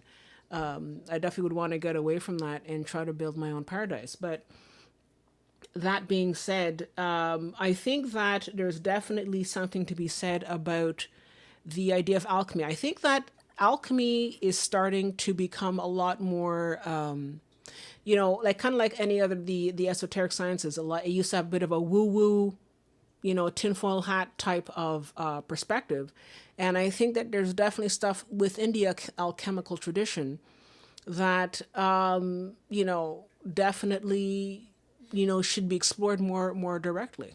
I don't know because Well, I mean, it is the basis of yeah, modern chemistry. chemistry. Yeah. And so people who kind of shuck it off as being too woo-woo, they obviously don't understand that. Yeah. And I I've I have a hard time with those kind of people because it's like, no, it chemistry really is based on a lot of this It stuff. is. A lot of things uh that were just thought of as being mystical, they've been able to prove. And it might have taken until just recently to prove them. Um, and then you have people who are rich today who are, if it was back in like the 18th century, they would probably be considered mysterious and mystical. And I don't know about alchemy, maybe alchemy, but like Brian Johnson, he has he's a guy who's like trying to uh reduce his physical age. Oh, is that the recent guy who's like taking all these pills and doing all that kind of stuff to sort of try and stop it from aging? Yeah, that's the guy. Yeah. Yeah. Yeah, Okay. and Yeah, he's he's recent. actually Okay. moved in the reverse Okay. at this point. Yeah. I think there was a documentary Yeah, I think I've seen stuff last about year him. yeah. Okay. It's kind of interesting. He seems a little pompous about it. Okay. Yeah. Well, he has a lot of Uh, money, but what is he yeah. doing? But actually, I'm glad that you brought that up because we can sort of do a compare and contrast at this point. So his name is what? Brian Johnson, you said? Yes. Yes. Okay. And so this Brian Johnson guy, what is he doing to stop from aging? I'm just give us sort of like a quick overview. Maybe it's something that if we could maybe try and compare and contrast what Count Saint Germain did. What is this Brian Johnson person doing? He has a real strict schedule. I'm just basing this off Yeah. of the Yeah. documentary I watched. He has a real strict schedule. Uh, he doesn't do any recreational drugs of any kind. He doesn't drink alcohol. Um, I think he has like maybe a cup of coffee during the day, but he's mostly like a tea drinker. Um, his diet is very regulated, and he works out. He does certain things throughout the day where he's working out. Um, he does a lot of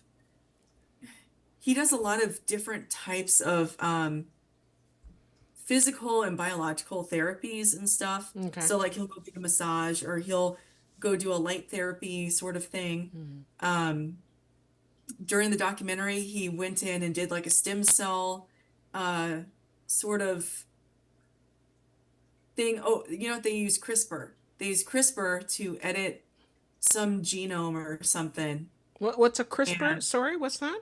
oh, CRISPR is where they take a strand of RNA Okay. and they edit part of it, a tiny, teeny tiny part.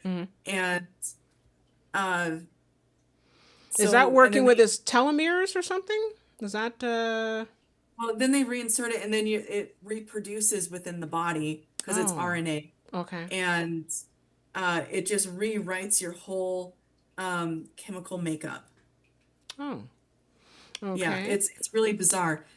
Um, But does it get rid of disease or like when it rewrites, they what's it doing they exactly? they developed it so they could try and get rid of disease and like birth defects and that sort of thing. Okay. Um, Okay.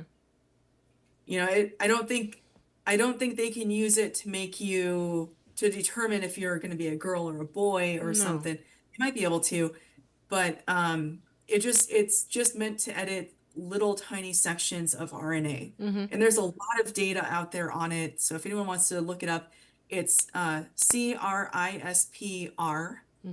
CRISPR. And there's been a lot of people who have access to it, and they are editing their own RNA. And then So it's a trying type. to, Is it a type of machine that you have at home and then it rewrites? No. I'm not sure I understand. it's like editing your genetic code, and you take some some RNA, right? Like you take a blood sample and you get that RNA, Okay. and then you literally go into a computer and rewrite a small section of it, Oh, okay. and then inject that that revised RNA back into your system, Oh, so then it will reproduce in your system. okay. Yeah, it's like gene editing. Okay, but so it that sounds interesting. That being said, I mean, I've seen this guy. I've seen what he looks like, and he does look good. Like I see that he doesn't have any wrinkles. His face looks very very tight and taut. I mean, that could be just a lot of creams and sort of Yeah. different types of like cosmetics that he's wearing. That being said, I don't know if that guy's gonna live to be a couple of hundred years. I don't know. You I know what I don't mean? think so. It's not what I like, again. He's It's been there's no science. I'm just saying that I've seen the guy. I mean, I've seen him. I've seen the bits of the documentary, and he looks just as fragile as anybody else. Maybe he I'm wrong. Who knows? But it's not what I he's look at been him and I don't say, hard. oh, but this is the next Count of Saint Germain. I don't say that. No, Right. no. Yeah, he spends so much time focused on completing all the steps that he has to do throughout the day.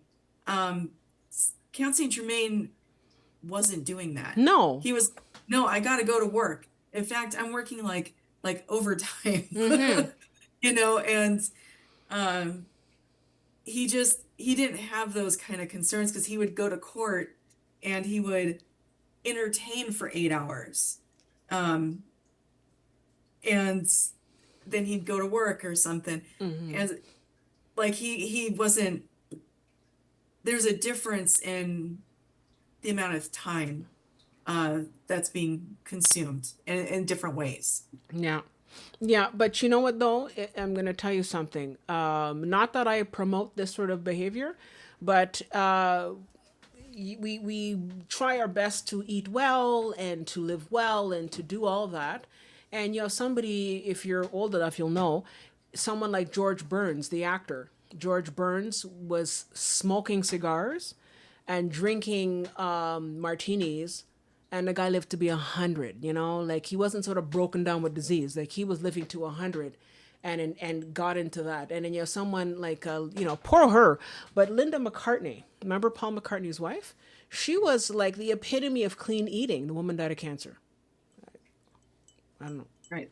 You know what I mean? Like, I mean, she should have been the one that should have lived to 100, and yet she died way too early. I can't remember how old she was, but she was quite young, like maybe in her 50s or something, or maybe 60 or something, and died of cancer. I don't get it. And then you have someone like George Burns who's smoking and drinking, no problem, and then he finally drops dead at 100.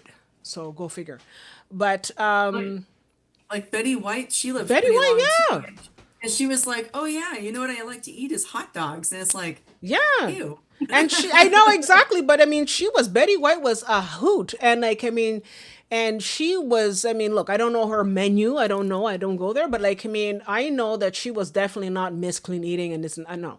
I think she had a lot of good times. Do I think that she was, snorting coke at Studio 54? No, I don't think she did stuff like that. But like, I mean, I definitely feel that she had a good time, had a good life, and lived quite well. Lived to be quite old. And there are a lot of other people who are just dying. You have a lot of young people that's dying now. You have this thing where you have young people in their 30s that are dying of a heart attack. I don't get it. But also, one of the things that I think is also unfortunate in living in the time that we're living in, we have a lot of abilities in terms of like, the advances in modern science. But for example, something as simple as like microplastics in our food, in our air, in our water, that's slowing, I mean, it doesn't matter what you do, that's slowly killing people. And the amount of pollution that's out there and the amount of plastics and forever chemicals that are out there. If that doesn't kill us, I don't know what will. It doesn't matter what you eat or how yeah, I want to eat organic too, but if you're surrounded by microplastics, I don't know. You know what I mean? Like it's I yeah. I checked my dossier on him, and the Count's diet, it said oatmeal, groats, which is It's like unhulled oatmeal, yeah. basically, and white meat of chicken. And occasionally there was people saw him drink wine, but it was very, very occasionally. Yeah, and I mean wine is definitely has some, the wine has a lot of has some good nutrients and that can help the body. Obviously, not drinking too much and going overboard, but you can definitely drink wine and get a lot of benefits. Just like coffee, there's a lot of good benefits in coffee as long as you drink it black without the cream. So there's a lot of things that you can do in your health, but it'll have to be science that will have to decide how long we live. Maybe again, we should have this talk again in 5 years and see where science is at. So with everything, so I think we're going to be drawing to a close now. But with everything that you've researched, what is your final analysis of the Count of Saint Germain? Is he a man? So he's maybe not a man from Atlantis, but do you feel that maybe he was a man from ancient Egypt and lived throughout life? And what is your final assessment of the Count of Saint Germain? Um, so I don't think he was from Egypt, but if I was to place him anywhere, I'd probably put him in the Mediterranean region, because a lot of people thought that he might be Spanish or Italian, so he probably has more of that coloring. A lot of people thought he might be Jewish, so he has, they have like slightly more tan appearance usually. And I think he's still out there doing stuff. I think he's going by some other name. He might even be working for the government. There might be some secret space program that he's involved with. That just seems to be like the next step that he might take. So maybe he is looking Yeah, for his own planet, like Methuselah. He's looking for his own planet. yeah, Yeah. maybe. But he just, he seems to really want to help the governments. And I think at some point he just probably was like, this is enough. I need to take a break. And so he might be working with a government on a secret project or something, because we haven't seen him come back up, Exactly. And so that's what I'm thinking, is that he has some other name that he's going by. He's working for the government in some capacity, and I don't know, maybe he's working at like a secret underground base, or Yeah. maybe he's working in space somewhere. Maybe he was a We part of the Montauk Project. Who knows? Or maybe he's a part of Solar Warden. The new American space program or the secret space program. I don't really think he would be part of Project Montauk. No. I think there's too much abuse going on with Oh yeah. people Okay. associated with that.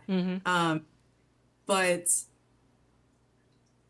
I think if there were any kind of aliens that are visiting Earth, he's one of the people that they would definitely want to meet, and so he might be working in some sort of diplomatic capacity with that, He's been a and diplomat he's an before. inventor, so he might be inventing stuff as well.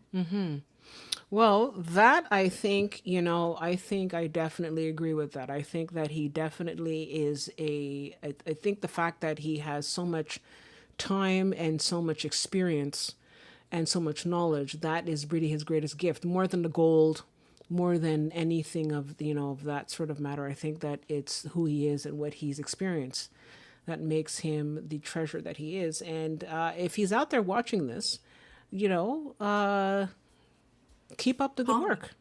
Call me. Yeah, no, call, you know, call up Jessie and let her know, you know, have a coffee. Why not? If you're drinking coffee, but like, I mean, yeah, call you up and, you know, let her know what's up, you know, but I just wanted to say thank you so much, Jessie. This has been a very, very engaging talk. It would be nice if we could find out, you know, if he died or he didn't, and, you know, sort of have, you know, really a real idea of who he, you know, of what he's up to. But like, we can only really guess, right? You know, we can only sort of guess at what it is. It's like we just enter midlife, you know, and it just continues on. There's no beginning and there's no end. Exactly. Yeah. So, you know what? I'm thinking that if he is there, then maybe at one point that's the sort of the thing we can aspire to lengthen our lives and lengthen the lives of our dogs and cats. That would be good as well. And if you're going to be an inventor, Mr. Saint Germain, please do that. Please lengthen the lives of cats and dogs, because we could definitely use that. So I wanted to, I'm an animal lover. What can I do? I just want... I agree. Right before we started, you know, I throughout the day I have 5 dogs, and then my sister takes 3 of her 3 home, and I'm down to my 2. So I'm surrounded by dogs all day. Yeah, I know. Gotta love them. Dogs. So I just wanted to say thank you so much, Jessie, for coming in, and we look forward to your book being published. And we look forward to any other information you might find. So you'll always be welcome to come back and let us know what kind of more information you find. And I think that we can just sort of just continue with this mystery. I think that this mystery can continue. And it's, you know, it's nice because I find that in life right now, we've discovered a lot. And it's nice to once in a while have a mystery to sort of, you know, to sort of just mull over. Mystery. Like, this is, he's not a made up person. No. Yeah, he's a real person. And that's, yeah. And that's the cool thing, is because if he was made up, you know, we wouldn't know. But like, I mean, he's real, and somehow he's still one of the few mysteries that we have left in this world. So I'm looking forward to finding out more about him. So thank you again, Jessie, for being with us. Thank you for coming down and sharing all your information and all your research with us. And we hope to hear from you soon, especially once you've published your book. Please let us know, and we can have you come back again. And I want to say thank you to everybody for joining us tonight. It was a great evening, and I hope that you have some of your ideas. You know, let us know in the comments below what you think the Count of Saint Germain, who he is, and let us know what you think he's up to. Do you think he's still alive? Do you think he ever existed? Let us know in the comments below. And as always, everybody, I ask you, please take a moment to please like and subscribe. Just click that button. And it really helps the channel, it helps us to grow, and it helps us to provide you with more content. So thank you again, and we look forward to seeing you next week. Take care. Well, you know, I really like that.